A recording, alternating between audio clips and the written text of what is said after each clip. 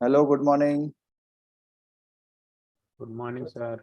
देखिए, जेआईबी वालों का तो एग्जाम शुरू हो गया और जेआईबी के बाद सीआईबी। आप लोग बिल्कुल तैयार हो जाइए। ये 2 दिन आपके लिए स्पेसिफिकली बहुत इम्पोर्टेंट है। उसका रीजन ये है कि जेआईबी वाले एग्जाम में हैं।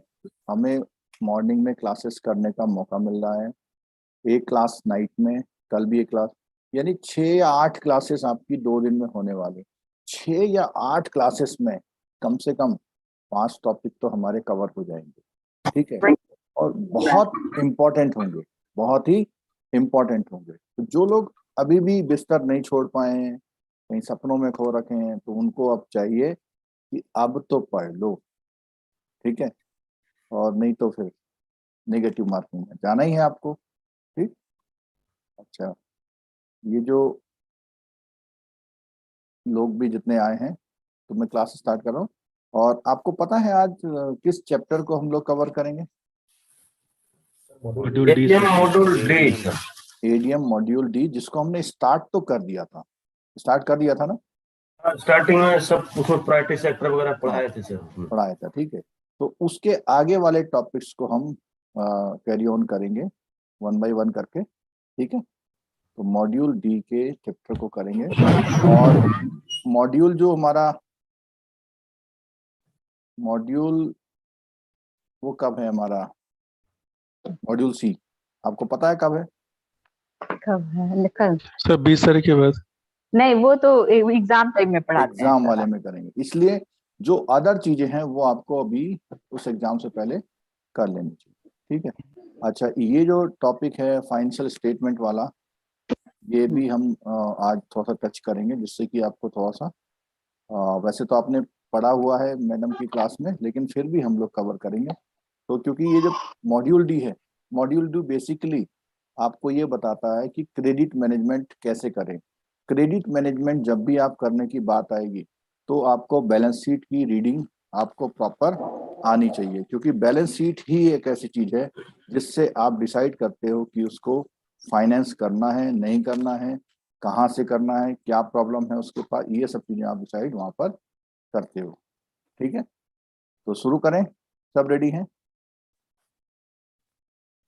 और इस बीच में जो जेआईबी वाले जो लोग पेपर दे के आएंगे, वो लोग भी बाहर आते जाएंगे, तो हो सकता है कि बीच में एक आध कॉल हम उसको अटेंड कर लें, बट पहला मीटिंग है तो शायद कम कॉल आएंगे। चलिए जी, सर यूट्यूब पे आने सर वाले सभी लोगों को वेलकम है। धीरज प्रसाद, अमृत Mohanty, Santosh Kumar ji, good morning.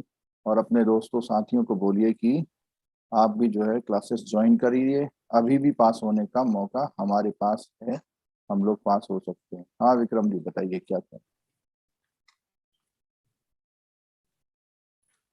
Module सी में सर हमें कौन कौन सा करना है सेल्फ स्टडी? मॉड्यूल सी में एबीएम है। Yes sir. एबीएम कंप्लीट हम कराएंगे, जो 21, कराएं 22, उसको 23। हल्का सा रिवाइज या वो कर लीजिए। गारंटी है बहुत अच्छा कराएंगे, बिल्कुल चिंता करने की कोई बात वहां पर नहीं है। बट ए बी सी जिस तरह से, ए बी और डी जिस तरह से हमने टच किया है, और आप रिवाइज नहीं कर रहे हैं, तो बदनामी तो हमारी होनी होनी है पक्का। ठीक है,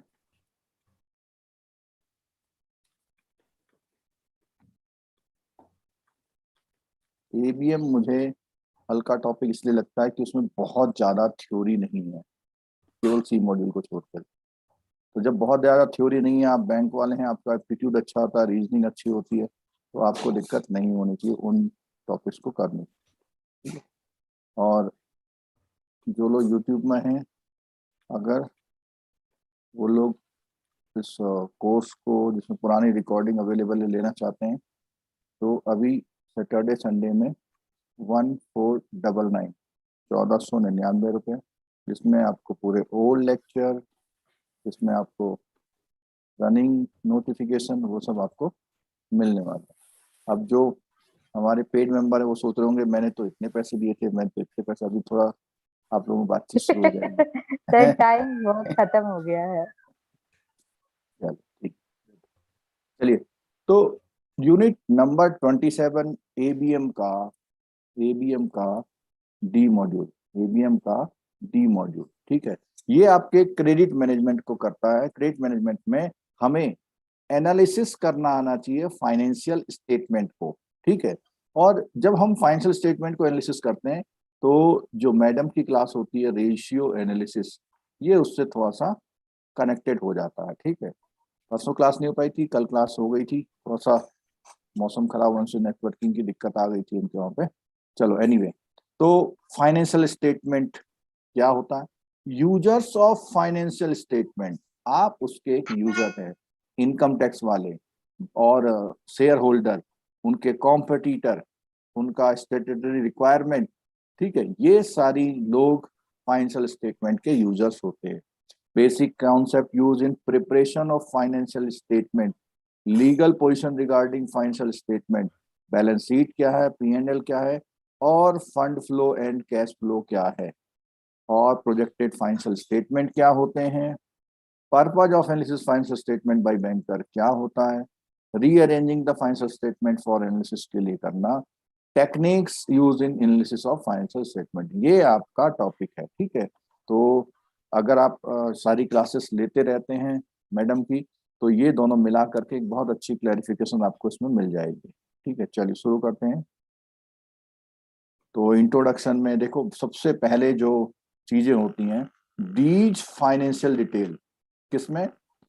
in case of security based lending like loans against fixed deposit, share etcetera, these financial detail may be few, may not be required at all, but in all other cases such detail invariably means, जब आप security के against landing करते हैं तो आपको balance sheet से कोई मतलब नहीं होता है, क्योंकि आपका लोन कवर्ड है किससे? फाइनेंशियल सिक्योरिटी से। अदर लोन में सब में ये जो सामने पॉइंट आ रहे हैं ये बहुत जरूरी होते हैं। जैसे सबसे पहले net worth of the applicant, ठीक है। एप्लीकेंट की नेटवर्थ तो यहाँ पर है, बैंक की नेटवर्थ कहाँ कहाँ काम आती, ये बताओ। चलो बोलिए, ओपन फोरम में बैलेंस शीट नहीं, मैंने बोला बैंक की बैलेंस शीट, बैंक की किस किस काम आती है, ये पूछा मैंने। बैंक का रेपुटेशन बढ़ाने, फाइनेंशियल पोजीशन देखने में सर। बैंक की फाइनेंशियल बैंक पोजीशन, कितना हेल्दी है पता चलता है सर। ठीक है, बैंक की फाइनेंशियल पोजीशन हो गई। और उसमें कितने प्रॉफिट हुए, कितने लॉसेस हुए, उसके वो मेरा थोड़ा सा क्वेश्चन ये था कि वर्किंग कैपिटल है। बैंक की नेटवर्थ, तो बैंक की नेटवर्थ अगर मैं बात करूं, सबसे जरूरी आजकल क्या हो गया है, किसके लिए चाहिए होती है? रेटिंग, सर बैंक की रेटिंग के लिए। हाँ, बेसेल का बहुत बड़ा रोल हो गया बैंक की नेटवर्क पे। और बैंक की नेटवर्क के अकॉर्डिंग वो मनी मार्केट से क्या कर सकता है? बोरोइंग और लैंडिंग भी कर सकता है। बोरोइंग और लैंडिंग के लिए उसे बैंक की नेटवर्क देखनी पड़ती है। क्यों? क्योंकि वो अपनी हैसियत, नेटवर्क मीन्स उसकी हैसियत क्या है, ठीक? तो यहाँ पर देखिए,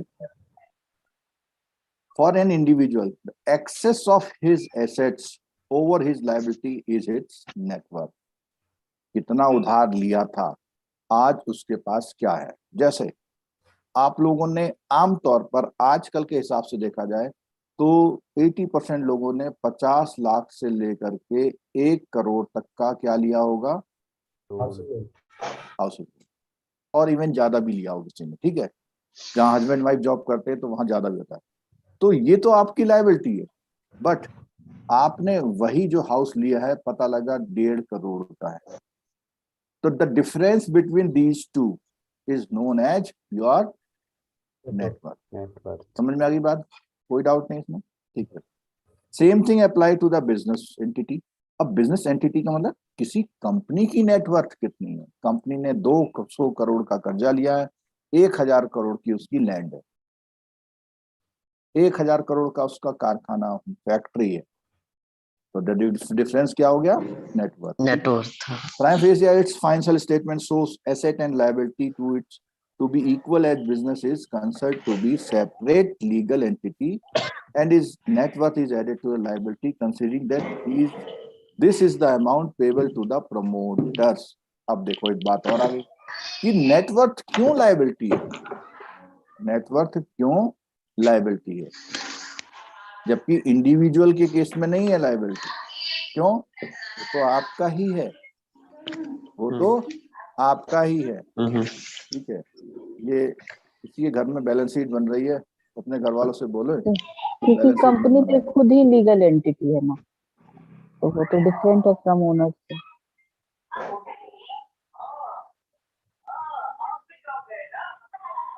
माइक बंद कर दीजिए सर।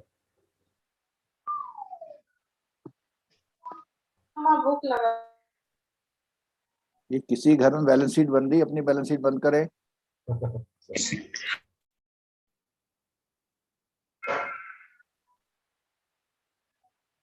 सर आप ही म्यूट कर दीजिए। अरे नहीं, वो फिर क्लास का मजा खत्म हो जाता है ना, मैं करने को तो कर दो। सर जिसके यहाँ से आवाज आ रही है उनको ये कर दीजिए सर। अरे करते हैं, पर वो फिर दोबारा करो, उन्हें पता ही ना था कि हमारा माइक ऑन हो रहा है क्या। चलो थोड़ा सा पेशेंस रखो, कोई बात नहीं।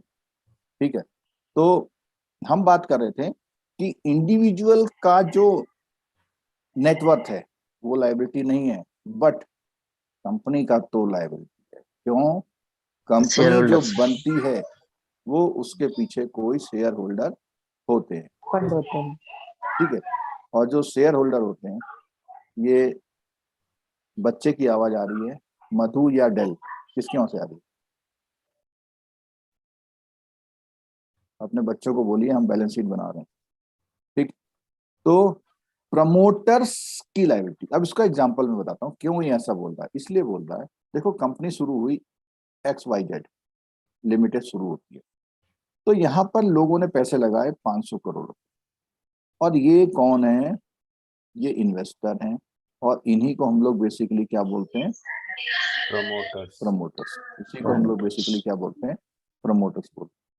ये मुझे लग रहा है जो डेल वाले हैं ये परेशान कर रहे हैं, और एल सुबुदी, मैंने आपका एक बार माइक यहाँ से बंद किया तो ध्यान रखने का। ठीक है, तो प्रमोटर्स जो होते हैं वो इन्वेस्ट करते हैं, और उसके बाद कंपनी काम में चल पड़ती है। अब कंपनी कुछ लायबिलिटी लेती है, यानी कि कुछ कर्जा लेती है, और ये भी उसकी लायबिलिटी है कंपनी की। क्यों? ये प्रमोटर से लिया और 200 करोड़ रुपए लेट से बैंक से ले लिया उसका, तो कंपनी ने टोटल मिला करके 700 करोड़ क्या ले लिया? कर्जा ले लिया, लो लायबिलिटी। इससे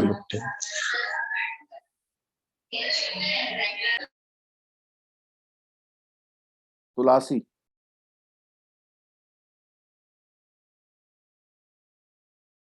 आपकी मैं वेटिंग रूम में डाल दूंगा, पूरा दिन वेटिंग रूम में बैठे रहोगे फिर, जो भी लोग डिस्टर्ब कर रहे हैं।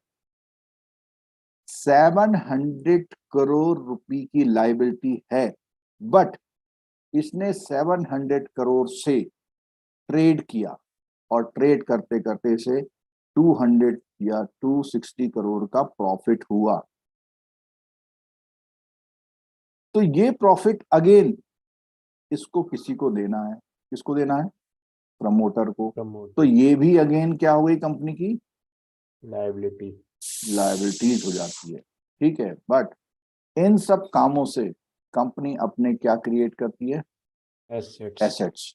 वो एसेट चाहे फिक्स्ड हो, चाहे फाइनेंशियल हो, या किसी सब्सिडी कंपनी में उसका कोई इन्वेस्टमेंट हो, तो जब लगाए गए पैसों से ज्यादा एसेट हो जाता है तो वो difference is known as net worth. ठीक है, net worth is an applicant help the banks in deciding the, बता दीजिए ना, क्या चीज? एक बार फिर बता दीजिए ना, नेटवर्क का देखिए, डिफाइन। कंपनी जब स्टार्ट होती है तो कुछ लोग पैसा लगाते हैं, प्लस बैंक जो है वो बैंक से कुछ उधार भी लेती है, तो 700 उसकी लायबिलिटी है, उसने काम किया और 260 का प्रॉफिट कमाया, तो वो भी अगेन लायबिलिटी में जोड़ता है, क्योंकि वो भी वापस जाना है। किसके पास जाना है? प्रोमोटर्स के पास जाना है।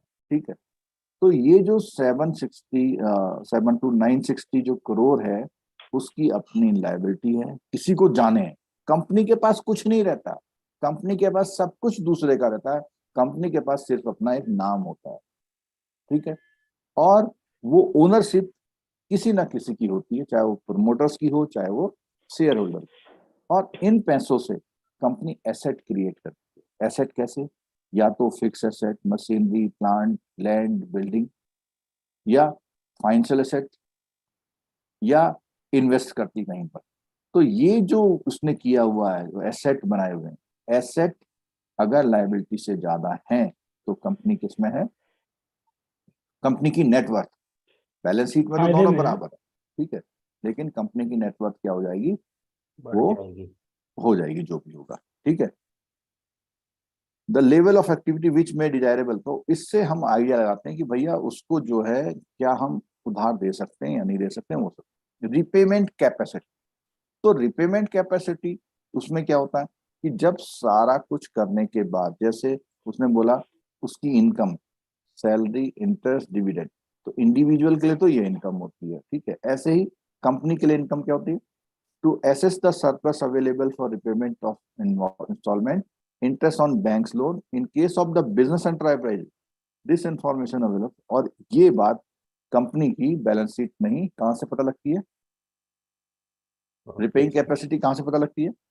फाइनेंशियल स्टेटमेंट में, जिसमें बैलेंस शीट और P&L दोनों आते हैं। प्रॉफिट कितना अर्न कर रही है, पैसा कहाँ से आता है, कहाँ जाता है, कितना इनकम करती है, कितना एक्सपेंडिचर करती है, उसके बाद उसके पास कितना बचता है, तो प्रॉफिट लॉस हो गया, ठीक है। वायबिलिटी, बैंक लोन में और may not result in increased earnings for a borrower. For example, a loan for consumer durable will not increase the income while a home loan, तो यहाँ पर बोला कंज्यूमर ड्यूरेबल के लिए लोन लोगे तो कोई फायदा नहीं है, व्हीकल के लिए लोगे कोई फायदा नहीं है, लेकिन होम लोन लोगे तो आपके जो एसेट्स हैं वो क्या बढ़ते हैं, ठीक है। और रेंट की इनकम भी होती है, आपके खर्चे भी कम होते हैं, ठीक है। In case of business enterprise, bank loan is normally intended to increase the income level, और बिजनेस वाला इनकम लोन क्यों लेता है? आपकी इनकम को बढ़ाने के लिए। A scrutiny of financial record of the existing activity help the bank assessing whether the proposed bank loan will result in a viable increase in operation, उससे उसका फायदा होगा या नहीं होगा। देखो दो शब्द होते हैं, एक होता है इकोनॉमिक वायबिलिटी, क्या होता है? इकोनॉमिक वायबिलिटी, वायबिलिटी, ठीक है, और एक होता है टेक्निकल, वायबिलिटी, नहीं, फीजिबिलिटी। तो जितना हम किसी प्रपोजल में देखते हैं, हम दो ही चीज देखते हैं कि 5 साल बाद जब ये इतना कमाएगा तो उसकी एनपीवी, एफपीवी, वो सब जो इन्वेस्टमेंट, टाइम वैल्यू मनी क्या होगा, आपने जो एसेट में पैसा लगाया 5 साल बाद वो जीरो हो जाएगा, वो इकोनॉमिक है, ठीक है। और टेक्निकल, टेक्निकल में उसका जो जो काम कर रहा है, क्या वो काम वहाँ हो पाएगा, नहीं हो पाएगा, मौसम के अकॉर्डिंग, गवर्नमेंट की पॉलिसी के अकॉर्डिंग, वो सब चीज टेक्निकल उसमें आती है, ठीक है। अब उसके पास कितनी ऐसी सिक्योरिटी हैं जो कहीं पर गिरवी नहीं रखी हैं, अनइनकम्बर्ड है, उसके बारे में हमें देखना है, ठीक है। ये जो हम टॉपिक पढ़ रहे हैं बहुत गहराई से समझिए, सुनिए, बहुत बेसिक टॉपिक है, लेकिन आपके विजन को, आपकी समझ, सोच को ये बहुत ब्रॉडेन करता है, ठीक है। वायबिलिटी क्या है सर, थोड़ा सा एक बार और बताइए। वायबिलिटी का मतलब वो इकोनॉमिक के हिसाब से जस्टिफाइड है या नहीं है, जो वो कह रहे हैं इकोनॉमिक्स में वो फेल तो नहीं हो जाएगा, यानी इन्फ्लेशन इनकम के जनरेट रेट को करेगा कि देख नहीं? के। नहीं, इनकम जनरेट तो फाइनेंशियल स्टेटमेंट हुआ, लेकिन वो जो इनकम जनरेट कर रहा है, वो इनकम जनरेट करने के बाद उस पे जो महंगाई की दर है, वो 2 साल बाद वो वैल्यू कितनी होने वाली है, किस काम को वो कर रहा है, वो जो उसने मशीनें लगा रखी हैं, कहीं 4 साल बाद टाइम वैल्यू मनी के अकॉर्डिंग उसकी वैल्यू खत्म तो नहीं हो जाएगी, बचेगी नहीं बचेगी।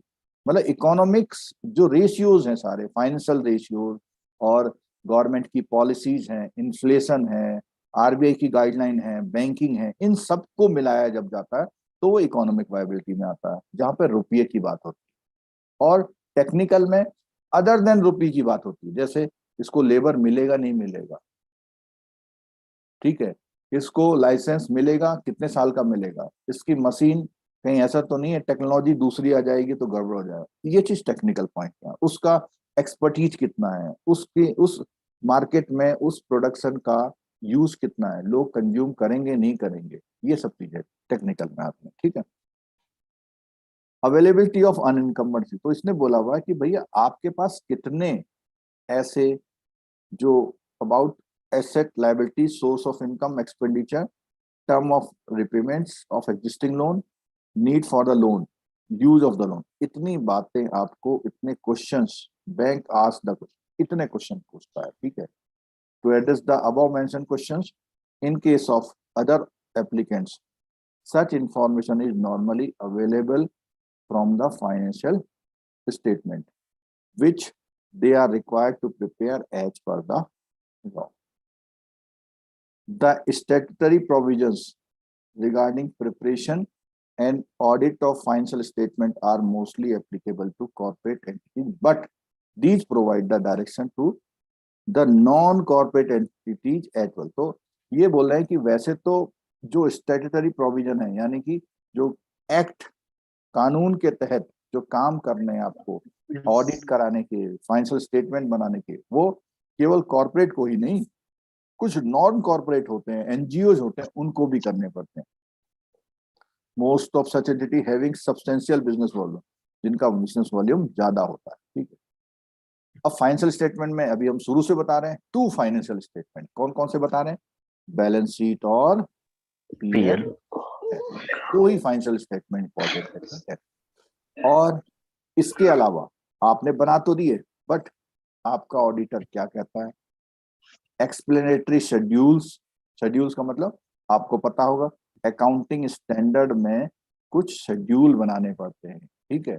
शेड्यूल का मतलब कुछ जैसे फिक्स एसेट शेड्यूल, आपके जो फिक्स एसेट है उसकी डिटेल देनी पड़ेगी। इन्वेस्टमेंट शेड्यूल, इन्वेस्टमेंट का। लोन शेड्यूल, इस तरह। Notes on accounts if applicable provide useful information, मतलब आपने बना तो दी, बट आपके उस स्टेटमेंट में बैंक का ऑडिटर आपका क्या कह रहा है। ठीक है। Funds flow statement also provide है। सर ये जो डी पॉइंट है अवेलेबिलिटी ऑफ अनइनकवर्ड सिक्योरिटीज, सर ये इस तरीके से बोला जाएगा क्या कि कंपनी के एसेट्स जो होते हैं सिक्योरिटी, उसमें कुछ चेंज ना होते हुए क्या इफेक्ट होता है कंपनी का, या कुछ और उसका मीनिंग है? नहीं नहीं, इसका कुछ मीनिंग और है। देखो सुनो, मान लिया आपकी कंपनी ने 200 करोड़ का प्रॉफिट कमाया, तो इसमें से 200 करोड़ में से आपने 100 करोड़ तो डिविडेंड के फॉर्म में बांट दिया। अब 200 करोड़ आपके पास है, तो इस 200 करोड़ का आप कोई ना कोई तो एसेट बनाओगे, कोई ना कोई एसेट बनाओगे। और एसेट आपके पास 2 तरह के होते हैं, एक होते हैं फाइनेंशियल और एक होते हैं नॉन फाइनेंशियल। तो जो फाइनेंशियल एसेट का मतलब है, हो सकता है कि आप किसी और कंपनी को खरीद लो, उसके शेयर्स ले लो, हो सकता है आप कुछ समय के लिए कॉमर्शियल पेपर में इन्वेस्टमेंट कर दो, हो सकता है कि आप कुछ समय के लिए गवर्नमेंट सिक्योरिटी ले लो। तो ये जो फाइनेंशियल सिक्योरिटी आपके पास है, आपने उसके अगेंस्ट कहीं लोन तो नहीं लिया। अगर आपने उसके अगेंस्ट भी कहीं लोन ले लिया, तो वो एसेट्स आपके जो सिक्योरिटीज है वो कैसी हो जाएंगी? इनकम्बर्ड हो जाएंगी। मींस उसके अगेंस्ट वो कहीं गिरवी रखी है आपने। तो जो सिक्योरिटी आपके पास फाइनेंशियल सिक्योरिटी गिरवी ना रखी हो, वो आपकी अनइनकम्बर्ड सिक्योरिटी। इसके अलावा कुछ ऐसा भी हो सकता है कि आपके पास नॉन फाइनेंशियल एसेट्स हैं, आपके पास 5 प्लॉट और ले रखे हैं आपने कंपनी ने, वो किसी बैंक में गिरवी नहीं है, तो वो भी अनइनकम्बर्ड। तो अनइनकम्बर्ड सिक्योरिटी जो है फाइनेंशियल और नॉन फाइनेंशियल दोनों तरह की वो सिक्योरिटी जिसमें किसी भी बैंक का, किसी भी फाइनेंशियल इंस्टीट्यूशन का कोई भी चार्ज क्रिएट नहीं हुआ। ठीक है। चलिए, अब एक क्वेश्चन आता है, अ फंड फ्लो स्टेटमेंट। हमने किसी क्लास में 2 स्टेटमेंट पढ़े थे। कौन कौन से 2 स्टेटमेंट थे? Cash flow, fund flow. हाँ, एक था कैश फ्लो और एक था फंड फ्लो। तो इसी चैप्टर के लास्ट में दिया भी, वहां बात करेंगे। तो ये बोलता है fund flow statement also provide useful information but this is only a mathematical analysis of the change in the structure of two consecutive balance sheet. Means पिछले और इस वाले में क्या चेंजेज आया उसके बारे में, and can be easily prepared by banker analyst himself if the basic statement, the balance sheet are available. Accounting standard 3 JIB में हम लोगों ने पढ़े थे, accounting standard makes it mandatory for some enterprise to prepare cash flow statement for the accounting period. These enterprises are those whose equity and debt is listed or is in the process of being listed or recognized structure. समझ लो बात को कि cash flow statement कुछ enterprises के लिए mandatory किया हुआ है अकाउंटिंग स्टैंडर्ड 3 में, जो लोग कहीं पर लिस्टेड है स्टॉक एक्सचेंज में या प्लानिंग कर रहे हैं लिस्टेड होने की, ठीक है। And also the other commercial industrial business enterprise whose turnover कितना करोड़, ये भी एक मार्क्स का क्वेश्चन है आपका। कि fund flow statement sorry cash flow statement बनाने के लिए कितने करोड़ से चेंज आता है, मतलब जो आपका कैश फ्लो स्टेटमेंट है कितने से ज्यादा होने पर आपको बनाना मस्त है, कितने से ऊपर है 50 करोड़ 50 करोड़ से ज्यादा के टर्नओवर, ठीक है। तो इसमें क्वेश्चन आता है कि अगर फंड फ्लो स्टेटमेंट बैंकर एक बनाएगा, मिनट, हाँ दोबारा बोलिए क्वेश्चन। तो फंड फ्लो स्टेटमेंट बैंकर बनाएगा जो उसको लोन देगा, लेकिन वो कैश फ्लो स्टेटमेंट वो खुद बनाएगा। फंड फ्लो स्टेटमेंट बैंक बनाएगा और जो कैश फ्लो स्टेटमेंट वो ऑर्गेनाइजेशन खुद बनाएगा। इसे इसके क्या आता है? अभी एक मिनट देखो, आपके कोर्स में एक यूसी सर का कोर्स, यूसी सर के कुछ वीडियोस हैं इसी मॉड्यूल डी में, उसमें उन्होंने एक वीडियो में कैश फ्लो फंड फ्लो के बारे में अच्छा समझा रखा है, तो वो भी आप रेफर कर सकते हैं। लेकिन मैं अभी एक चीज देख रहा हूँ, एक मिनट,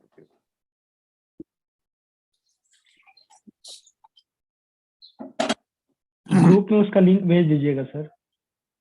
नहीं वो ऐप में ही है, उसका लिंक नहीं मिलेगा, यूट्यूब पे नहीं है ना वो। अच्छा, जो चीज यूट्यूब पे नहीं है उसका लिंक नहीं मिलेगा। हाँ, जरा मैंने सामने स्क्रीन पे खोला हुआ, जरा ये देखिए।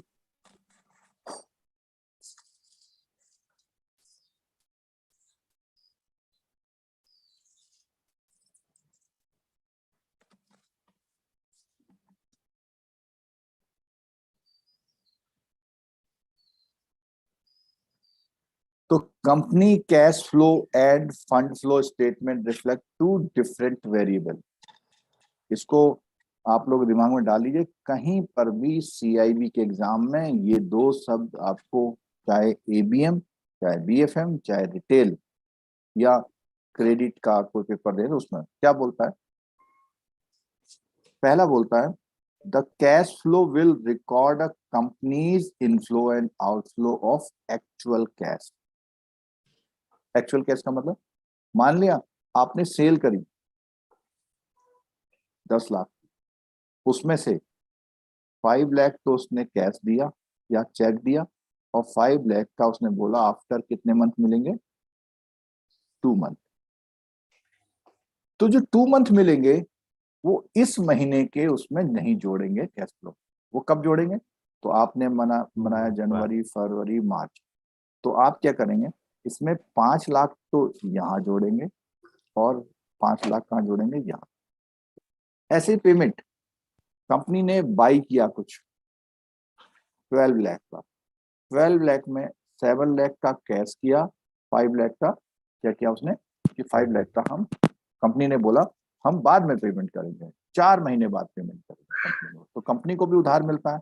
तो क्या हुआ इसमें, 7 लाख का उसे पेमेंट करना है जनवरी में ही, और 4 महीने बाद 1 2 3 4 यहाँ पर मार्च, अप्रैल, मई, यहाँ पे पेमेंट करना उसे 5 लाख। तो अगर हम इसको नेट देखें तो पहले महीने में कैश फ्लो कितना है कंपनी का, 5 लाख -5 ये दोनों को नेट -2 -2 सॉरी -2 माइनस -2 डेफिसिट हाँ डेफिसिट देखो ये इनफ्लो है, ये आउटफ्लो, ठीक है। दूसरे महीने में 0 है, तीसरे महीने में प्लस क्या है 5, फोर्थ महीने में 0 है, और इसमें क्या है -5। तो ये जो नेट आ रहा है ना, इस नेट से हिसाब लगाया जाता है कि कंपनी हमारा पैसा कैसे देगी या अपने उनका कैसे देगी, ठीक है। और fund flow statement record the movement of cash in और आउट ऑफ द कंपनी। ये सिर्फ किसकी बात कर रही है? क्या करेंगे हैं? बोल रहे किसी अच्छे प्राइवेट में कर देंगे, नहीं हो पा रहा होगा सब जगह में करके किसी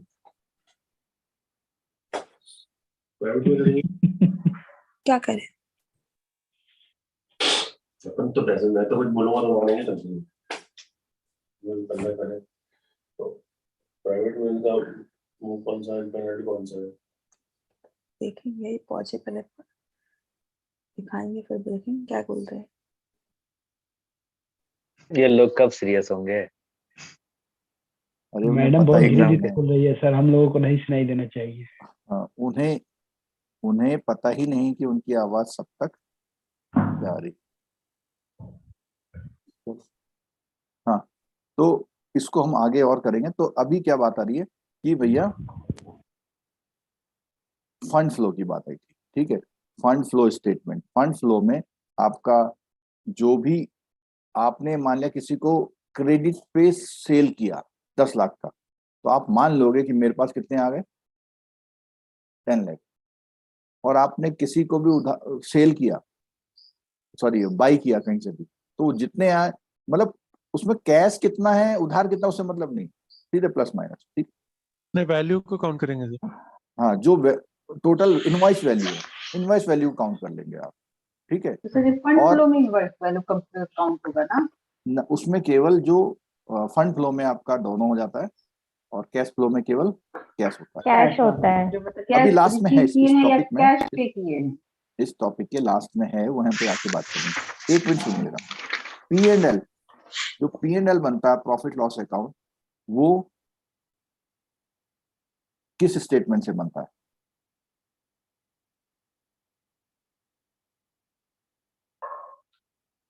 फंड फ्लो से। और अगर मान लिया आपका 5 लाख का सेल्स, 5 लाख का सेल्स जो हुआ है वो क्रेडिट पे हुआ है, तो भी आप इस बात को लेके खुश होते हैं कि मेरा सेल कितना हो गया 1 लाख का, भले ही उसमें अभी आपको कितना आया 1 लाख। तो आप 4 लाख रुपीस कहाँ दिखाते हैं? अपनी एसेट में दिखाते हैं या लाइबिलिटी में दिखाते हैं? एसेट में। रिसीवेबल्स, एसेट में क्या दिखाते हैं? रिसीवेबल्स। 4 लाख मुझे आना है 3 महीने में, 6 महीने में, जब भी आना है, ठीक है। तो ये सेल्स रिटर्न माइनस करके बताएंगे ना? हाँ, वो नेट तो बनेगा, जो नेट कॉन्सेप्ट है सेल रिटर्न का वो तो आएगा ही आएगा कि भैया कुछ वापस चला गया, ठीक है। अच्छा, कौन यूज करते हैं? अभी हमने बात बताया था कि banker, lender, investor, government agency, income tax वाले, रेटिंग एजेंसी आपको रेटिंग देने के लिए, कस्टमर, एम्प्लॉय, जनरल पब्लिक और एनालिस्ट, सब लोग आपका इन डेटा को यूज करते हैं। Basic concept use in. अब देखो फंड फ्लो एक बार फिर से बता देते। सर फंड फ्लो में ना मैंने बुक में पढ़ा था, उसमें ना ओवर बॉट अगर हम ज्यादा खरीद लें और ओवर सोल्ड, इन दोनों का ना मतलब डिफरेंस होता है और इससे ना एक्सचेंज रिस्क आ जाता है फॉरेक्स में।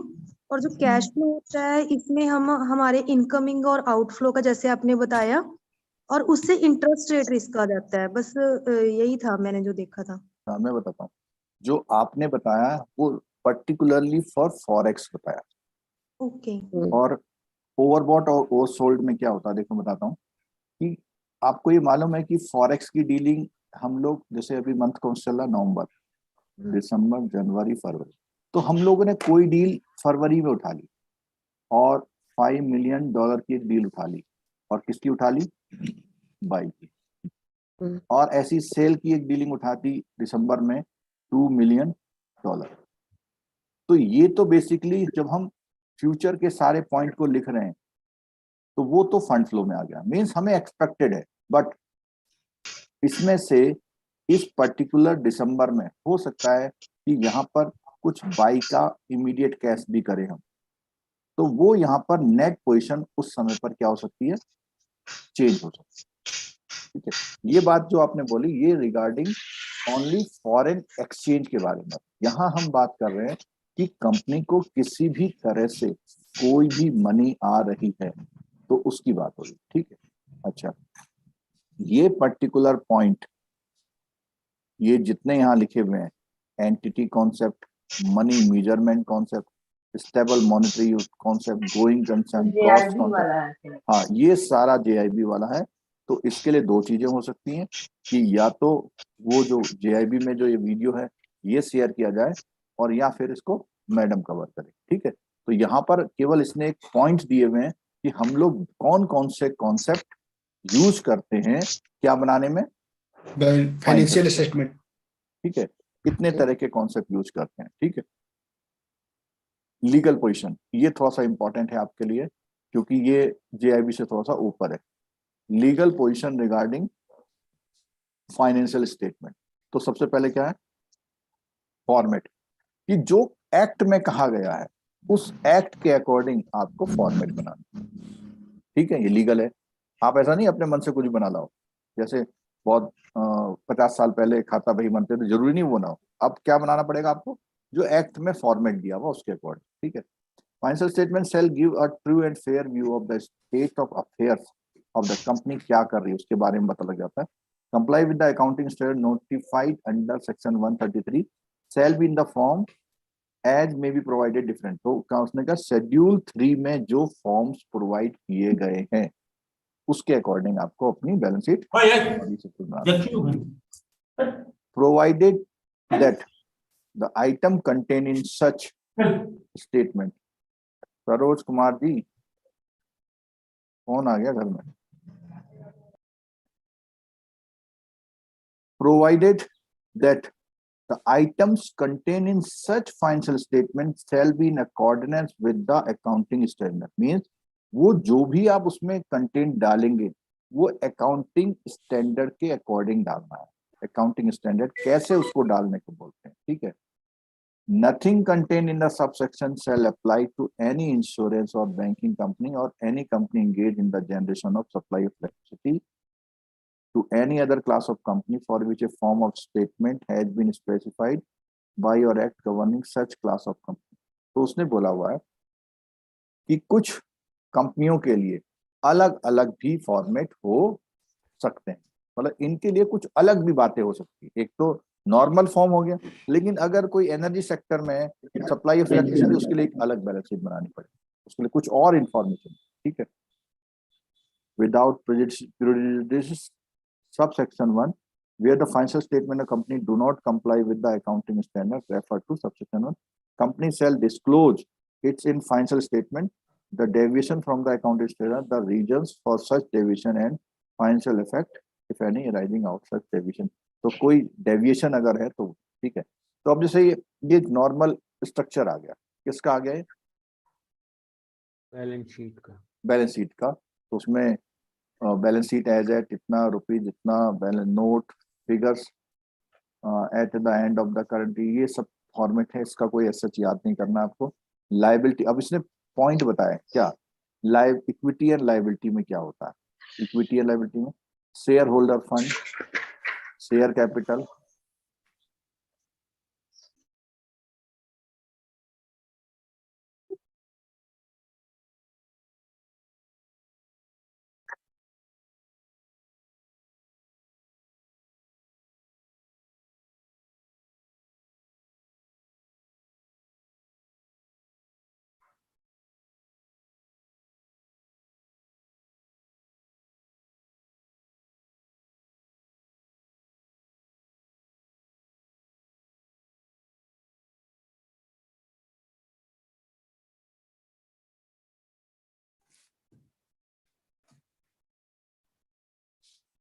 No sir.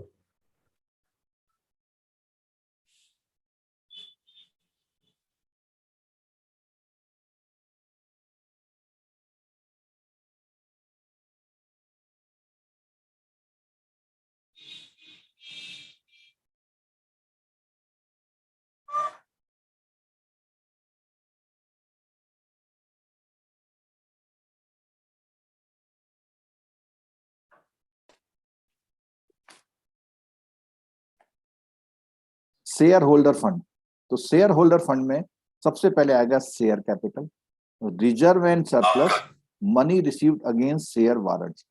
तो ये जितना भी पैसा है ये पैसा शेयर होल्डर की तरफ से आता है, इसलिए इसको शेयर होल्डर फंड बोलते हैं। शेयर वारंट क्या होता है सर?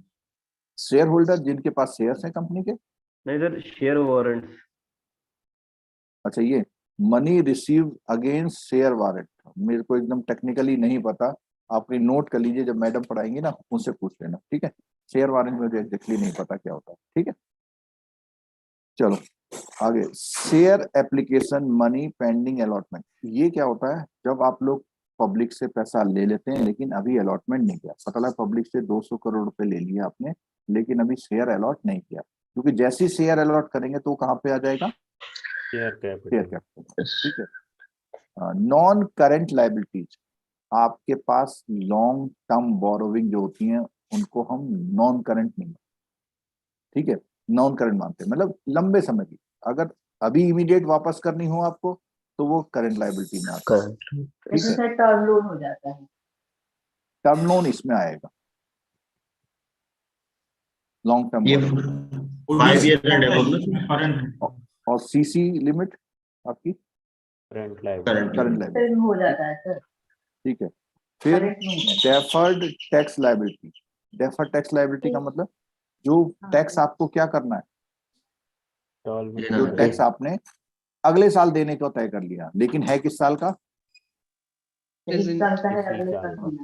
ओवर द पीरियड वाला होता है ना, ठीक है। Other long term liability, long term provision जो है ये चीज लॉन्ग नॉन करंट में आ गई, और करंट में क्या आ गया? Short term trade payable, trade payable का मतलब जो आपने क्या लिया हुआ सामान, ट्रेड परचेस ऑन क्रेडिट लिया हुआ है। Other current liability, short term provision. तो यहाँ पे अच्छा एक बात और आ गई है, आपने एक चीज देखी, ये जो अभी हमने पढ़ा इक्विटी एंड लाइबिलिटी ऊपर लिखा हुआ है, फिर उसके नीचे क्या लिखा हुआ है? एसेट्स लिखा हुआ है। जबकि आप जब भी लोन कर रहे हैं किसी को तो अभी भी बहुत सारी कंपनियों की, बहुत सारी जो फर्म होती हैं उनकी जो वो आती है, कैसे आती है, इधर क्या आता है? लायबिलिटी, और इधर क्या आता है? एसेट्स। तो बेसिक बात करें अगर तो 2013 से स्ट्रक्चर रनिंग में आ गया है। रनिंग का मतलब ऊपर नीचे, दाएं बाएं नहीं, ये लेटेस्ट वाला हाँ ये लेटेस्ट वाला है, ठीक है। लेकिन अभी भी हम लोग इस तरह की बैलेंस शीट छोटी छोटी कंपनियों की ले लेते हैं, लेकिन जो बड़े कॉर्पोरेट हैं वो स्टेट्यूटरी रिक्वायरमेंट के हिसाब से अब इस तरह बैलेंस शीट, पहले पूरे लायबिलिटी के बारे में बोलते हैं फिर पूरे एसेट्स के बारे में, ठीक है।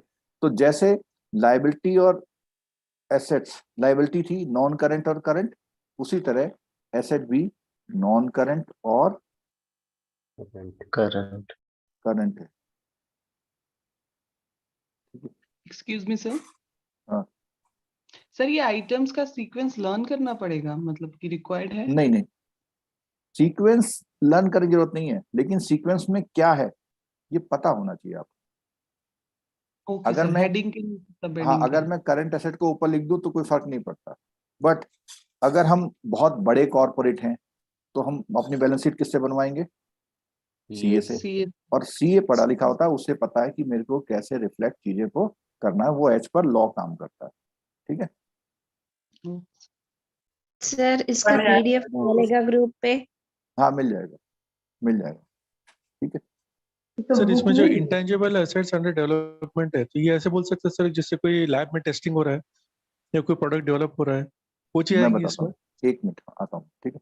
तो नॉन करंट में दो हैं, जो आपने फिक्स एसेट क्रिएट करे या नॉन करंट इन्वेस्टमेंट। इसका मतलब क्या होगा? जैसे मान लिया आपने क्या कर दिया, एफडी कर दी, तो एफडी का इन्वेस्टमेंट जो लंबे समय के लिए। अब फिक्स एसेट में टेंजिबल एसेट का मतलब होता है लैंड, बिल्डिंग, मशीनरी, ये सब आ गया। इंटेंजिबल में आपका आ गया आपका ट्रेडमार्क, आपका पेटेंट है, ये सब। कैपिटल वर्क इन प्रोग्रेस, आपको पता है कि जो रॉ मटेरियल वगैरह जो आपका काम में लगा हुआ है जो, ठीक है, कैपिटल वर्क इन प्रोग्रेस में लगी हुई है। अच्छा, इंटेंजिबल एसेट अंडर डेवलपमेंट का मतलब होता है जैसे आप रिसर्च एंड डेवलपमेंट कर रहे हैं, जिसमें आपका पेटेंट भी आ सकता है, आपकी कोई रिसर्च हो रही है तो वो इंटेंजिबल एसेट की तरह डेवलप में है, हो सकता है 5 साल लगे उसको। और ऐसा भी कह सकते हैं जैसे एलन मस्क है, वो स्पेस में सिटी बसाने की बात कर रहे हैं, तो वो क्या है, उनके लिए कौन से एसेट्स हैं वो सारे डेवलपमेंट इंटेंजिबल एसेट्स हैं अभी। Intangible asset. चलो सर इसकी मॉनेटरी वैल्यू होती है क्या?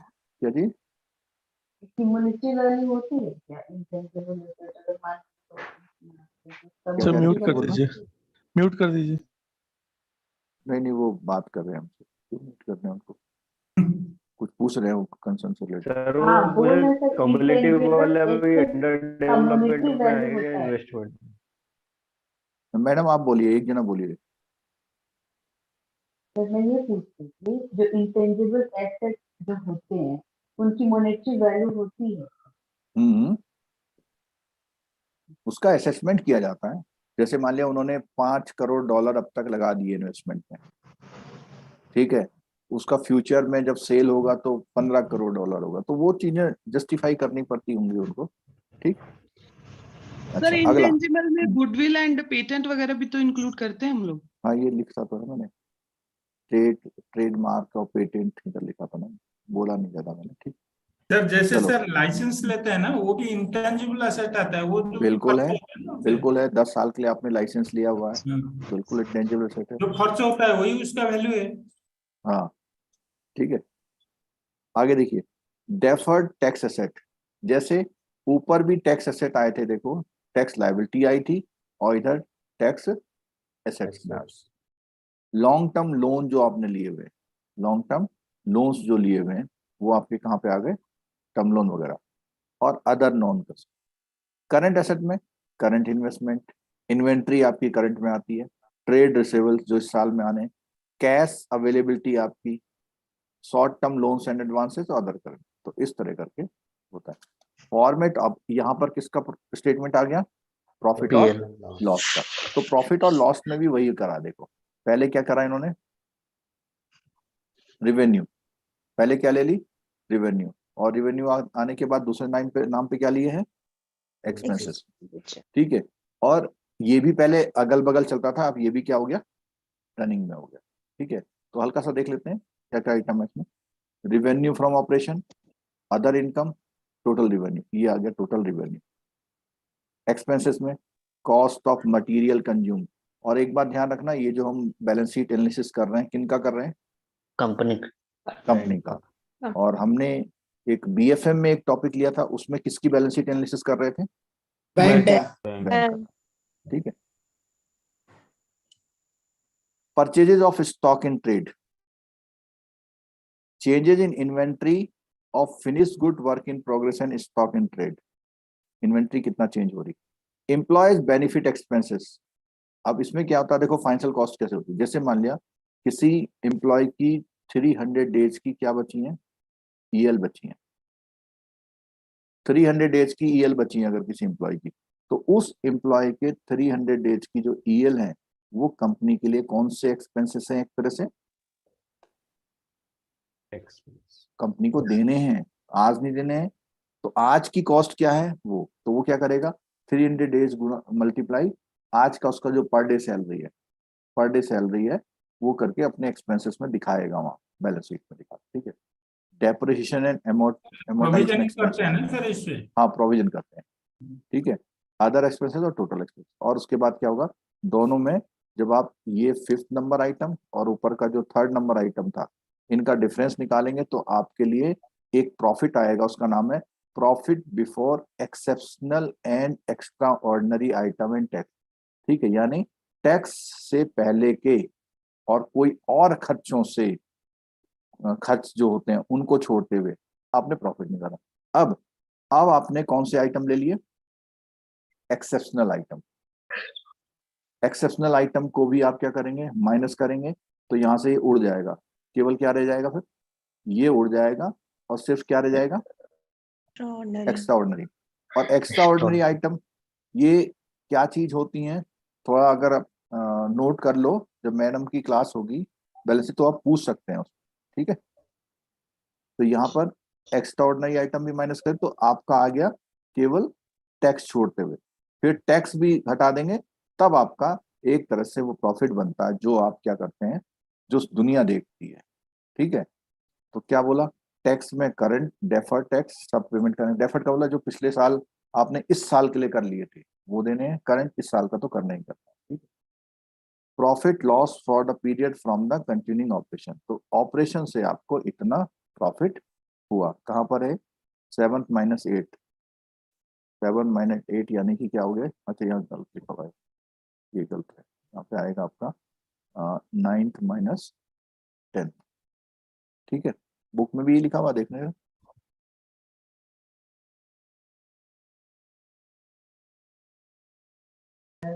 नहीं सर वही लिखा था 7th - 8। वो गलत है, ये सही कर लेना इसको। ठीक है, चलो फिर उसके बाद क्या गया, profit from discontinuing operation, tax expenses of discontinuing operation, profit from discontinuing operation after tax, यहाँ पर क्या है, ये 12th माइनस, यहाँ पर तो ठीक है ये, फिर प्रॉफिट फॉर द पीरियड, इसने क्या करा, 11th वाला और ये वाला ऐड कर लिया, कौन सा वाला, 11th वाला और ये वाला उसने ऐड करा। उसके बाद उसका बना है प्रॉफिट और loss for the period, earning per equity share, basic, diluted, ये भी आप बेसिक और डाइल्यूटेड के बारे में मैडम से पता करेंगे। ठीक है, चलो अब इनकम टैक्स रूल कहता है कि आपका फाइनेंशियल ईयर क्या होगा, ये फॉर्मेट से याद नहीं है?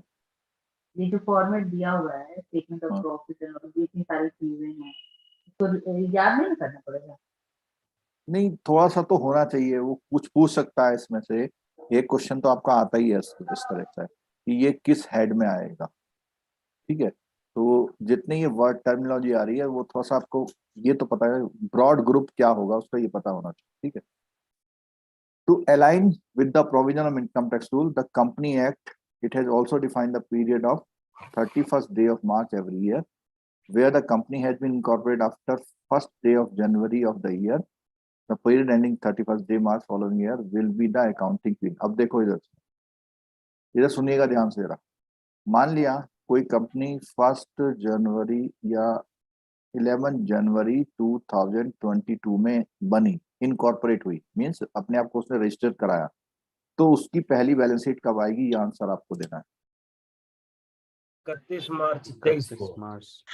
हाँ, अगले साल के, कौन अगले साल के, ये बोलता है 23 को, day of January of the year, the period ending on 31st day of March of the following year will be the accounting period.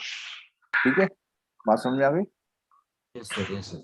Sir तो जो उसके लिए कंपनी ने 1 जनवरी को शुरू किया था उसका हाँ। बैलेंस शीट 2023 में आएगा, ऐसा है ना? हाँ हाँ, ये इसका जो बैलेंस शीट आएगा, सॉरी 31st मार्च 2023 में आएगा। ठीक है, क्लियर होगी बात? चलो, क्यों सर इस Why? 2030 में क्यों आएगा, 31 मार्च को क्यों नहीं आएगा, 31 मार्च 22 को? नहीं वो बोला ना, of the following year. Sir ये तो कंपनी के बात है ना, बैंक का नहीं है। नहीं, बैंक का नहीं, नहीं बैंक का भी हो सकता है, क्योंकि बैंक भी अपने आप को क्या करते हैं, कंपनी एक्ट में कंपनी रजिस्टर्ड कराते हैं। ठीक है, उसका कुछ टाइम पीरियड अपने रहता आप में होगा ना सर कुछ टाइम पीरियड रहता होगा ना, कि जैसे फाइनेंशियल ईयर में 5 महीने बाकी है तो इस महीने उसका नहीं लेंगे, अगले महीने अगले साल लेंगे। हाँ, तो वो यही है ना कि आपको जनवरी फरवरी मार्च में जो भी आप काम कर रहे हैं, तो उसको ये मानती है कंपनी की ये जो फिगर्स हैं, ये फिगर्स बहुत जेन्युइन टाइप की। नहीं उसमें दिया है ना sir, has been incorporated on or after first day of January. हाँ, तो वही बता रहा हूँ, जनवरी फरवरी मार्च। अगर मान लिया कोई कंपनी, सुनो, कंपनी कोई 21 मार्च को इनकॉर्पोरेट होती है, तो आप क्या उससे 10 दिन की बैलेंस शीट मांगेंगे? मतलब जनवरी 1 जनवरी से जो भी बैलेंस शीट आगे का बनेगा वो नेक्स्ट ईयर के लिए फाइनेंशियल नेक्स्ट ईयर में बनेगा। ठीक है, नेक्स्ट ईयर में बनेगा, और ये भी कौन सी कंपनियों के लिए, न्यू कंपनी जो है, ठीक है। चलो शैलेंद्र मित्तल जी आपने रेज हैंड किया, आप माइक खोल के बोल। While there are certain exceptions include, this section mandate a uniform accounting year for all companies. Hello, ये तो हाँ बोलिए। सर मैं ये कह रहा हूँ जैसे फाइनेंशियल ईयर में 15 मंथ तक तो कर सकते हैं ना, extended up to 18 months maximum ROC की परमिशन से। जैसे ये देख रहे हैं हम, तो इसमें कितने मंथ आ रहे हैं? हाँ वही तो कर रहा हूँ, मैक्सिमम 18 मंथ। 15 आ रहे हैं। कितने आ रहे हैं? 15। हाँ, तो 15 मंथ की बैलेंस शीट आएगी वहां पर, हाँ ठीक है। मैक्सिमम 18 मंथ तक कर सकते हैं सर अपन, ऐसा भी तो रहता है इसमें। हो सकता है कंपनी एक्ट में कोई प्रोविजन हो कि किसी कंडीशंस में उसको क्या है 18 मंथ तक, मतलब जो पहली बैलेंस शीट है वो 15 मंथ की ना करके 18 तक आ सकती है। वो हो सकता है कि उसकी जो लाइन ऑफ एक्टिविटीज है, उसके अकॉर्डिंग। अच्छा देखो, यूट्यूब में कासवान सुनीता जी शिकायत कर रही हैं कि डिस्टरबेंस बहुत है, ठीक है, तो आप लोग थोड़ा डिसिप्लिन हो। केवल क्वेश्चन आंसर को मैं डिस्टरबेंस नहीं मानता, लेकिन हाँ जो आप लोग घर में जो आपका वार्तालाप चलता है उससे थोड़ा बच। चलो आगे देखो। For incomplete project and no activity, अब ऐसा भी तो होता है कोई कंपनी आज शुरू हुई लेकिन 5 साल तो उसे अभी किसमें लग जाएंगे, बनने में ही लग जाएंगे। तो क्या बोलता है, every company has to prepare financial statement even there is no activity during the accounting period for project in non, तो बैलेंस शीट तो उनकी बनेगी, ठीक है। consolidated financial statement for all companies having a subsidiary and associate or joint venture to prepare present consolidated financial statement in addition to the standalone। ये हम लोगों ने वहां बेसिल में पढ़ा था कि स्टैंड अलोन फाइनेंशियल स्टेटमेंट और कंसोलिडेटेड मींस कई कंपनी की क्या होती हैं, सब्सिडरी भी हैं, एसोसिएट भी है, उनके साथ जॉइंट वेंचर चल रहे हैं उनकी, ठीक है। उस कंडीशन में हर कंपनी अलग अलग बनाएगी और उनका एक जॉइंट भी बनेगा बिजनेस ग्रुप, ठीक है। अब बात आती है बैलेंस शीट के बारे में, ठीक है। तो बैलेंस शीट में क्या है, it is a statement of asset और लायबिलिटी, इसको बोलते हैं बैलेंस शीट, ठीक है। सर अगर कंपनी अकेले बनाएगी तो उसको स्टैंड लोन कहेंगे क्या? हाँ, बैलेंस जैसे शीट। मैं बताता हूँ, जैसे जियो है, हाँ, जियो ने अपनी 5 कंपनियां खोल दी, तो ओके। 5 कंपनियां अलग भी बनाएंगी और एज ए ग्रुप की तरह एक फाइनल बैलेंस शीट भी उनकी तो वो एज ए ग्रुप की तरह बनाएगा तो उसको कंसोलिडेट कहेंगे, कंसोलिडेट कहेंगे। और कई बार ऐसा भी होता है कि जैसे ये कंपनी है मान लीजिए वाली, इस कंपनी ने बिल्कुल कोई मतलब नहीं रखा किसी से भी, तो वो अकेली बनाएगी। बट अगर इस कंपनी में जियो का 25% की सब्सिडरी है मान लिया, तो जियो को जो अपनी बैलेंस शीट बनाएगा वो इस कंपनी का भी डिटेल इसमें देगा, ओके। ठीक है। बैलेंस शीट के बारे में कुछ हो गया।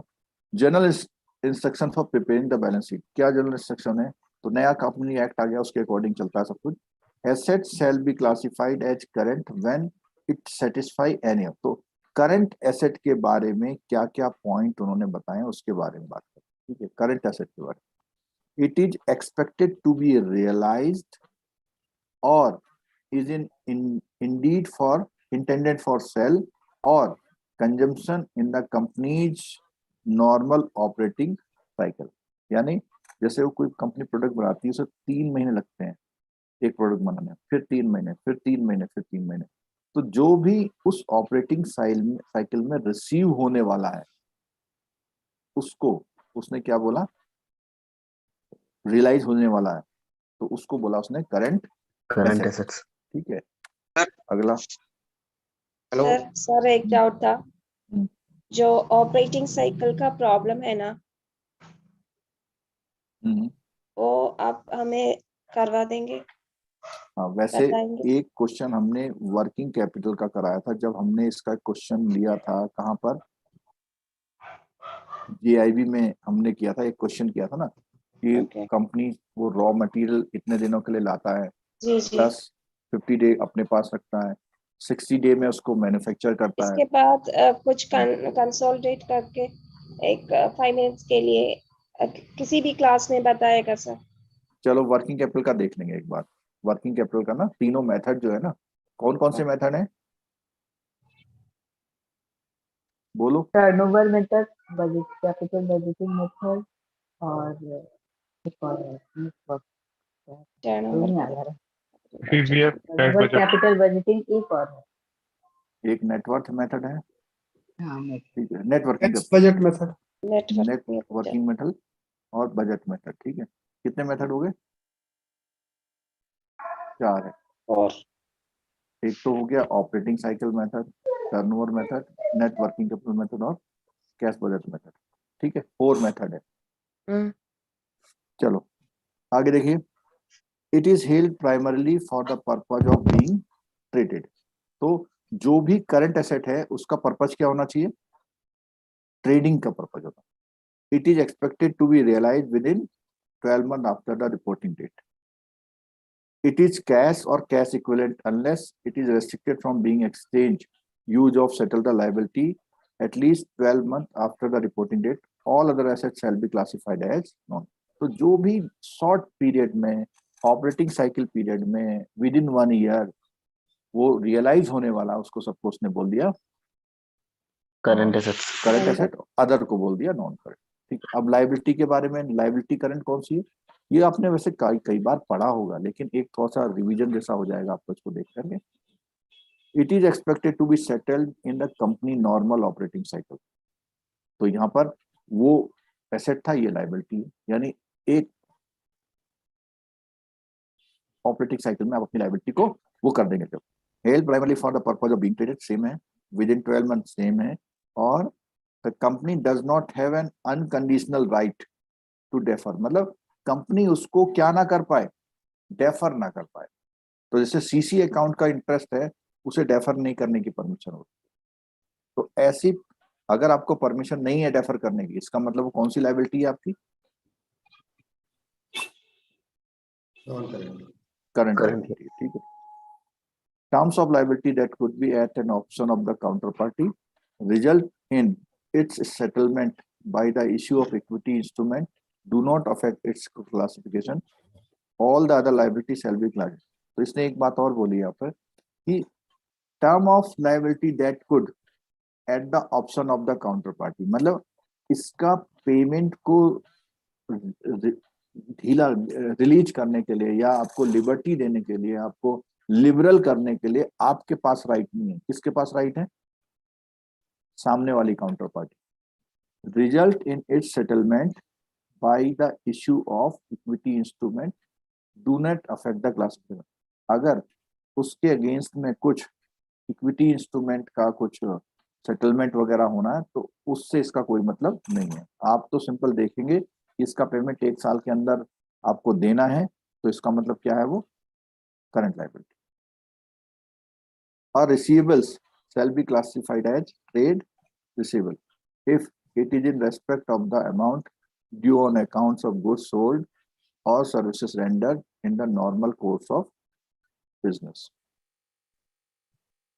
A payable shall be classified trade payable, either trade receivables or trade payable.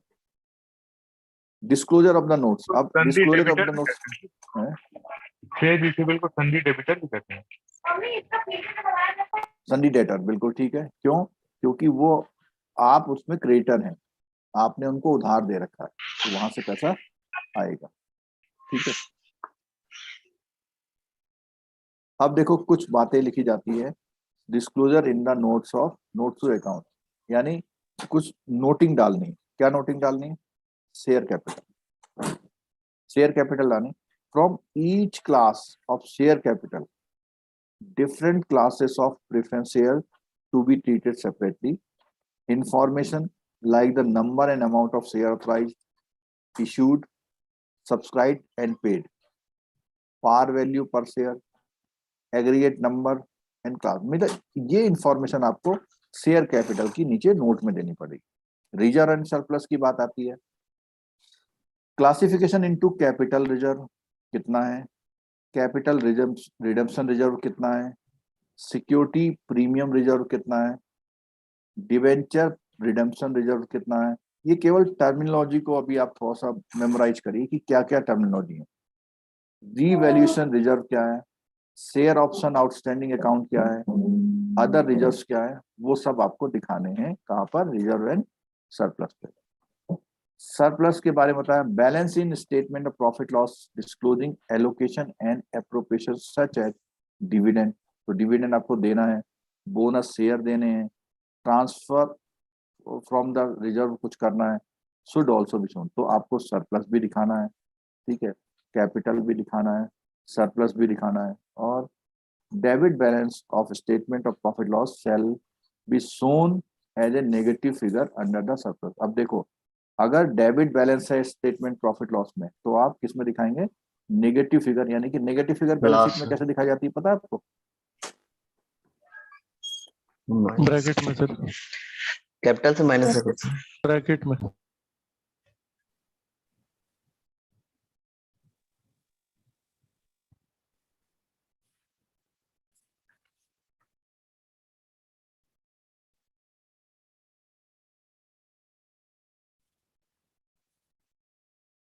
Sir का क्वेश्चन क्या था? नेगेटिव वैल्यू को कैसे रिप्रेजेंट करते हैं, किस तरह से दिखाया जाता है, लॉस को बैलेंस शीट में कैसे दिखाते हैं, तो ब्रैकेट में दिखाते हैं, वहां माइनस नहीं लिखते हैं। सर रीवैल्यूएशन रिजर्व्स क्या होता है? रीवैल्यूएशन रिजर्व्स जो है, जैसे सपोज कीजिए आपके पास कोई ऑफिस है चांदनी चौक दिल्ली में, तो आपकी बुक वैल्यू में उसका दिख रहा है कि 20 रुपीज, बट वो है कितने का, 20 करोड़ का। तो आप क्या कर सकते हैं, इसका रीवैल्यूएशन करा सकते हैं after paying the tax, Basel में है, तो टैक्स देंगे, टैक्स देने के बाद अपनी उस वैल्यू को कितना बना देंगे आप, 20 करोड़, तो इसको हम रीवैल्यूएशन रिजर्व बोलते हैं। सर लेकिन वो 45% ही ले सकते हैं ना, वो उसमें ले सकते हैं बेसल में, लेकिन रियल में तो 20 करोड़ लेंगे आप। बेसल की कैपिटल कैटेगराइजेशन एक अलग कॉन्सेप्ट है, बेसल ने किस कैपिटल को कैसा माना उसका अपना क्राइटेरिया है, लेकिन हम बैलेंस शीट में जो बना रहे हैं, ऐसा हो सकता है कि हमारी टोटल कैपिटल आती है 400 crore, but as per Basel norms वहां पे कैपिटल आ रही है 260 करोड़। क्यों, कुछ कैपिटल को बेसल पर्पज के लिए कैपिटल नहीं ट्रीट करता है। हमारी रियल कैपिटल कितनी आ रही बैलेंस शीट में, 400 करोड़, बट बेसल के अकॉर्डिंग वो हो सकता है कितनी हो, 260, यानी कुछ आइटम हम आप छोड़ देते हैं। बेसल किस तरह की कैपिटल को लेना पसंद करता है, गुड क्वालिटी जो कि काम आए आपके जब आप लॉस में चल रहे हैं, ठीक है। तो यहाँ पर सरप्लस की बात आ गई, रिजर्व की बात है, तो एक तो रिजर्व हो गए और सरप्लस हो गए। फिर similarly the balance of reserve और surplus after adjusting negative balance of the surplus if any shall be shown under the head of reserve and surplus even if the resulting figure in the negative.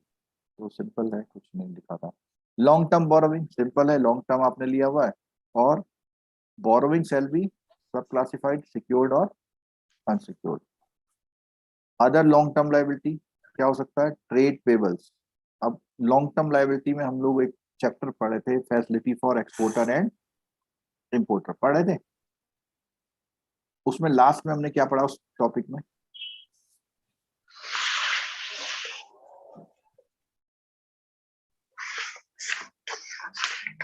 Last में LC पढ़ा था, letter of suppliers credit, buyers credit, हाँ suppliers credit और buyers credit पढ़ा था।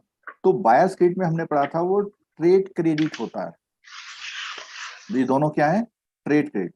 अगर आपने बाहर से चाइना से कोई मशीन ली, चाइना वाले कंपनी ने बोला आप 5 साल में पेमेंट करना, तो आपके लिए क्या है, वो लॉन्ग टर्म लायबिलिटी है, बट इस कैटेगरी में आएगी, ट्रेड पेबल्स में आएगी, ठीक है।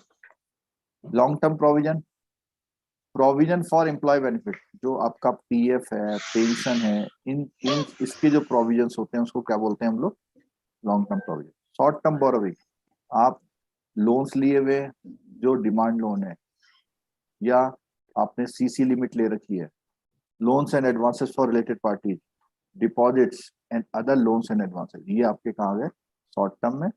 Borrowing shall further be supplied by secured, जैसे लोन्स को उसने डिवाइड किया था, ये पॉइंट सिक्योर्ड। और other current liability, other shall be classified as current maturity of long term debt, current maturities of financial lease obligation, तो आपकी कुछ और लायबिलिटी भी हो सकती है जो करंट टाइप की। Interest accrued but not due on borrowing, अब इसमें देखना है इस पॉइंट को क्या कहता है, interest due but interest accrued but not due on borrowing.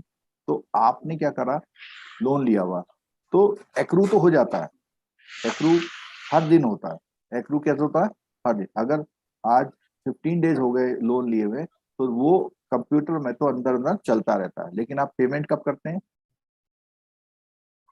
Month and पे जो उसकी डेट आती है, या जब आपके पास अवेलेबिलिटी होगी। तो अगर आपने नहीं किया पेमेंट तो वो क्या बन जाएगा, आपकी liability. Interest accrued but due on borrowing, interest accrued but not due on borrowing, interest accrued but due. तो दो तरह का हो सकता है कि किसी अकाउंट में आपको लोन दिया गया है, लेकिन उसको बोला हुआ आप कितने मंथ बाद पेमेंट करना, 6 मंथ बाद, तो वो तो हो जाएगा ये वाला। और इमीडिएट पेमेंट करना है वो कौन सा हो जाएगा, इमीडिएट अगर पेमेंट करना तो ये वाला हो जाएगा। इनकम रिसीव्ड इन एडवांस, कुछ आ गया, अनपेड डिविडेंड है आपके पास, एप्लीकेशन मनी रिसीव की हुई शेयर सिक्योरिटी की, ड्यू फॉर रिफंड, जो देनी है वापस आपको, अनपेड मैच्योर डिपॉजिट है आपके पास, अनपेड मैच्योर डिवेंचर, और वो ये आपके पास है। आपके पास का मतलब कंपनी के पास, कंपनी ने किसी से ले रखा पैसा लेकिन अभी उसने वो दिया नहीं है। शॉर्ट टर्म प्रोविजन में, provision for employ benefit, short term में हो सकता है कि जैसे आपका जो इस ईयर की सैलरी है वो शॉर्ट टर्म में, ठीक है, और पीएफ पेमेंट करना है वो लॉन्ग टर्म है।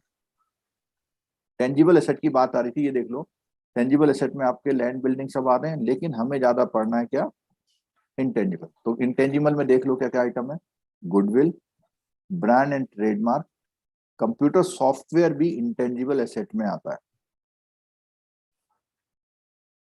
ये क्या लिखा हुआ है,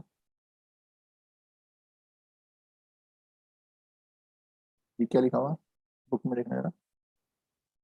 सर वही है जो आपने लिखा, मास्टर एंड पब्लिशिंग। मास्टहेड क्या होता है, इसको थोड़ा सा देख लेते हैं।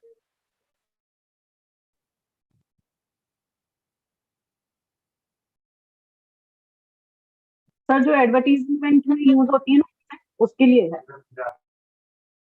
ठीक है, मैं देख लेता हूँ, मेरी भी नॉलेज थोड़ा बढ़ जाए। एच की लिखा हुआ,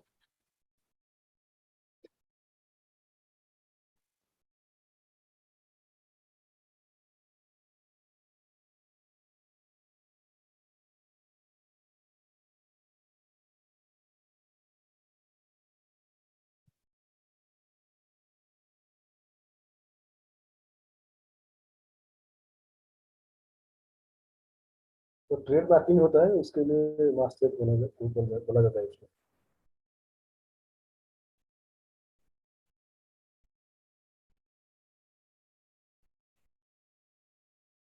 ठीक है, एडवर्टीजमेंट के लिए,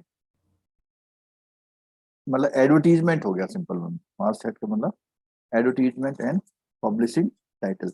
तो अब इसको क्यों बोल रहे हैं, जैसे आपने एड लगाया तो आपके पास से एड से 20,000 रुपए गए, लेकिन वो 20,000 रुपए कोई भी लायबिलिटी जब कहीं जाती है तो क्या बनती है, एसेट बनती है ना। कोई भी लायबिलिटी कहीं जाएगी एसेट बनेगी। तो यहाँ पर वो कहता है कि जो आपने टाइटल पब्लिश किए हुए हैं या कोई एड आप लगाते हैं तो वो आपके लिए क्या है, इंटेंजिबल एसेट है, लोगों के दिमाग में रहते हैं वो, मतलब लोगों के लिए उसकी कुछ वैल्यू है। माइनिंग राइट्स, जैसे आपने कोई कंपनी है आपकी माइनिंग करने वाली, तो आपको राइट मिले कि आप 5 साल तक यहाँ क्या करेंगे, माइनिंग करेंगे। Copyright, patent, intellectual property right, services and operating right, recipes, recipes, formula, models, design and prototype, licence, ये सब आपके क्या हो गए, इंटेंजिबल एसेट में। नॉन करेंट इन्वेस्टमेंट, इन सब का प्राइस वैल्यू तो होना चाहिए ना। तो वो कंपनी दिखाती होगी।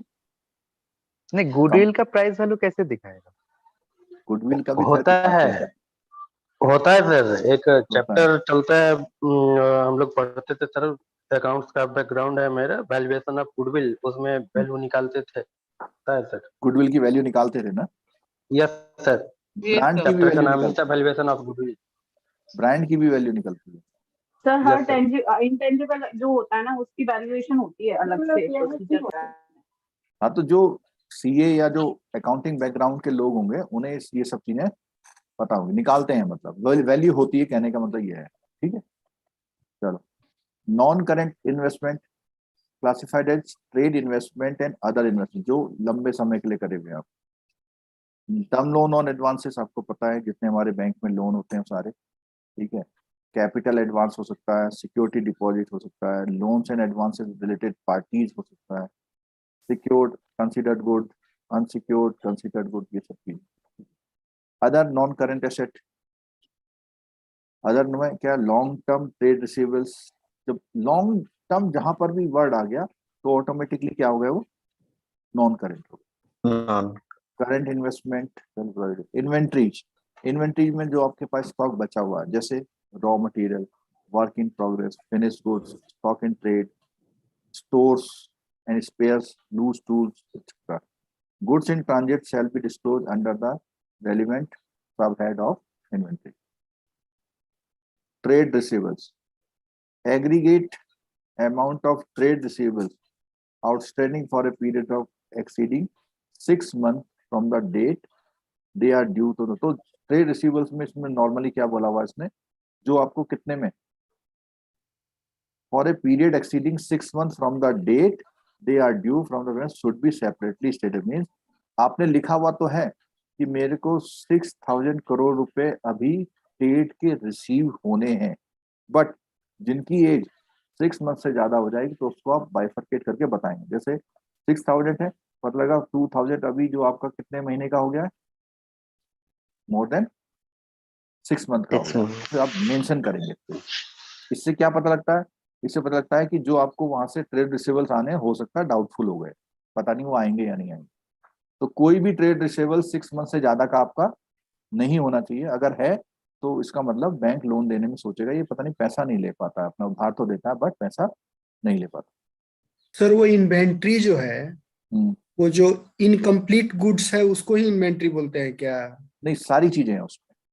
देखो, इनकम्प्लीट गुड तो ये आ गया आपका वर्क इन प्रोग्रेस। जैसे आपने आयरन का कुछ बनाना है तो आयरन खरीद के लाए, वो हो गया रॉ मटेरियल। आयरन को आपने कट कर दिया, वो हो गया प्रोसेसिंग में। हाँ, प्रोसेसिंग में। और आपने उसका मैन्युफैक्चर कर लिया तो वो हो गया स्टॉक फाइन फिनिश गुड्स। और आपने सेल के लिए लगा दिया तो स्टॉक इन ट्रेड। ये भी इन्वेंट्री में ही आएगा सर? हाँ, सब ये इन्वेंट्री में। मतलब आपका कोई भी इन्वेस्टमेंट जो लगा हुआ जिसको अभी पैसा आपको मिला नहीं है लेकिन आपने उसमें मेहनत कर ली है, वो इन्वेंट्री में सब है। ठीक है, okay sir. Cash and cash equivalent में, तो कैश एंड कैश इक्विवेलेंट में क्या, balance with banks, cheques draft वगैरह सब कुछ है। Earmark balance with banks, unpaid dividend shall be separated. ये एयर मार्क बैलेंस किसी को पता है? Earmark balance,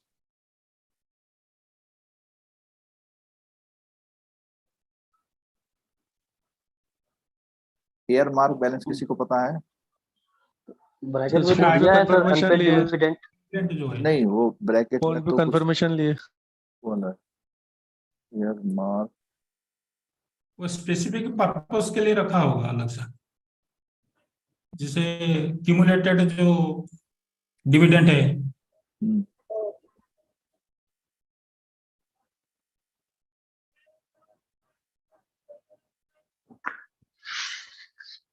specific use के लिए कोई चीज रखी जाती है, जैसे आसबा होता है ना सर, उस तरह हो गया। स्पेसिफिक यूज के लिए रखी जाती है। ठीक है,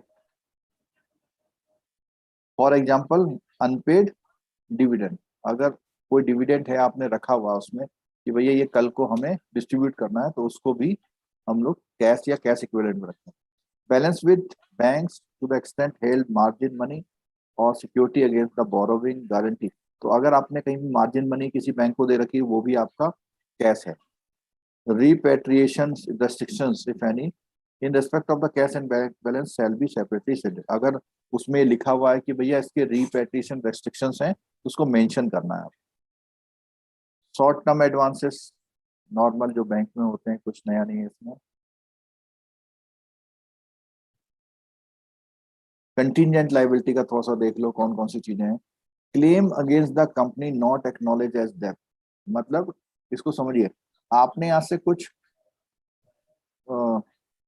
किसी ने आपको कुछ सामान भेजा, बट अभी आपने उसको एक्सेप्ट नहीं किया, तो अभी आपने एक्नॉलेज नहीं किया उसको।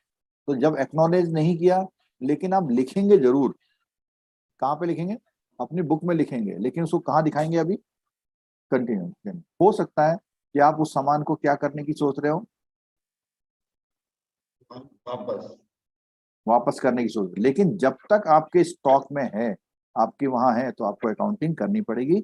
अगर 31 को आपके वहां सामान रखा हुआ है, तो वहां पे कौन सी लायबिलिटी में दिखाएंगे उसको आप? कंटिजेंट। और हो सकता है कि 3 अप्रैल को आप उसको एक चिट्ठी भेज देंगे कि you have accepted the order. उस कंडीशन में आप क्या करेंगे? वो करेंगे, ठीक है।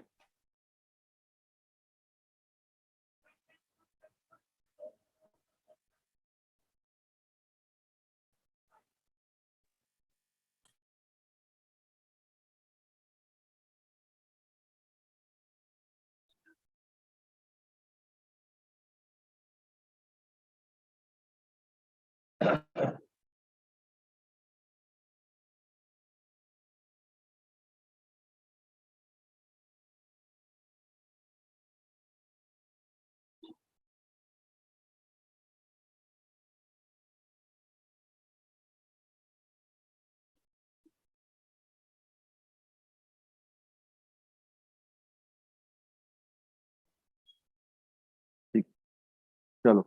तो claim against the company not acknowledged, तो ये बात समझ में आ गई। गारंटी आपने किसी की दे रखी है। Other money for which company is contingently liable, मतलब कभी भी फ्यूचर में। कंटिजेंट का मतलब होता है जो आज लग रहा है कि हमें ये करना पड़ सकता है, ठीक है। Commitment shall be classified as estimated amount of contract remaining to be executed on capital account. तो कोई आपके कमिटमेंट है जो फ्यूचर में अनकॉल्ड लायबिलिटी, अभी लायबिलिटी मांगी नहीं है लेकिन वो मांग सकता है, शेयर वाली। अदर कमिटमेंट, ठीक है।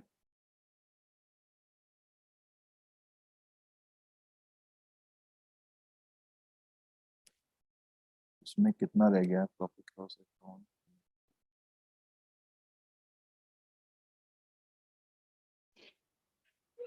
Sir long term loan and advance ये एसेट में आ रहा है, और लॉन्ग टर्म बोरोइंग ये आपका लायबिलिटी में, तो दोनों सेम है ना? नहीं नहीं नहीं नहीं, बिल्कुल सेम नहीं है, बताता हूँ मैं आपको। देखो दोनों डिफरेंस है।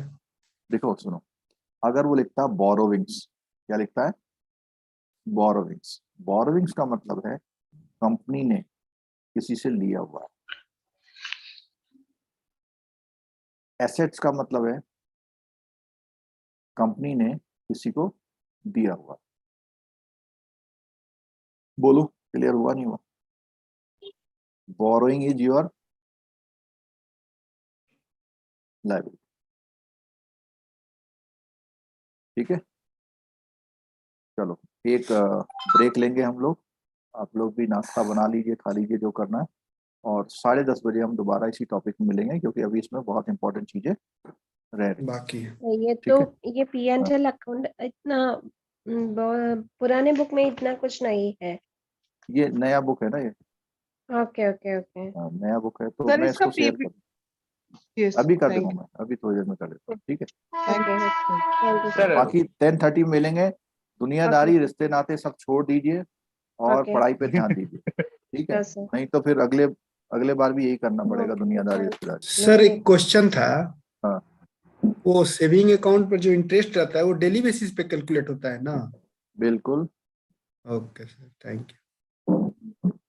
सर कॉमर्शियल पेपर और कॉर्पोरेट बॉन्ड जो कंपनी इशू करते हैं वो एसेट में आएगा कि लायबिलिटी में? लायबिलिटी में आएगा ना? कंपनी इशू कर रही है तो